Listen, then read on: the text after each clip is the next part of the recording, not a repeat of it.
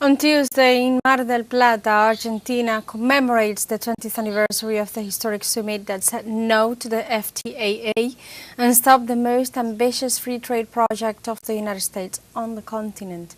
The Free Trade Area of the Americas, FTAA, was the most ambitious project of the United States to materialize the Monroe Doctrine in the Americas. The treaty was meant to guarantee approximately 800 million consumers for U.S. companies control over natural resources and political control over 34 countries in the continent.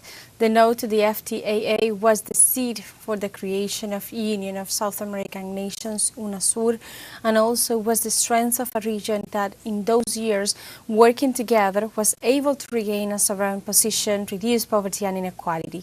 Today, citizens and social organizations gather to discuss the historical relevance of that struggle that brought together the most important leaders of the region and the lessons learned for current challenges.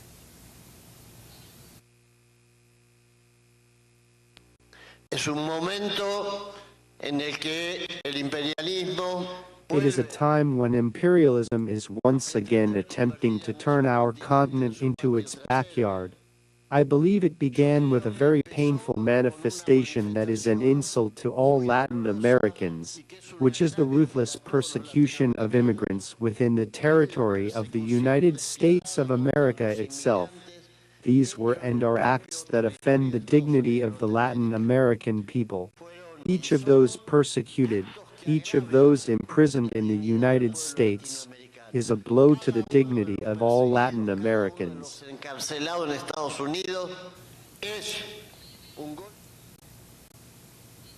The Minister of Government of the province of Buenos Aires, Carlos Bianco, stated that Javier Milei's political strategies have failed many times, and now he's turning to the United States to intervene in the country's economy and geopolitics.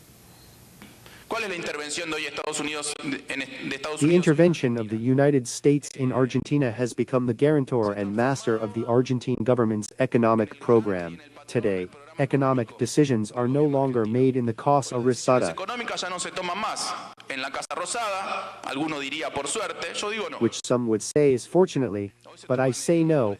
Today, decisions about Argentina's economic program are made on Wall Street, not even in Washington. President Milei's economic program has been so disastrous, failing so many times,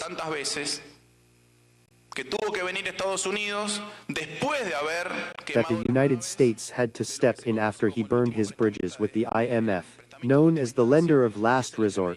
When we smoked and burned the IMF's dollars, we had to turn to the United States for direct intervention, not only in the economy, but also in Argentina's politics and geopolitics. And the first Executive Secretary of the Continental Social Alliance, Héctor de la Cueva, emphasized that Donald Trump's strategies are an attack on the peoples of America and the Caribbean. Just like the FTAA, Trump's strategy is an attack on all the peoples of the North and South.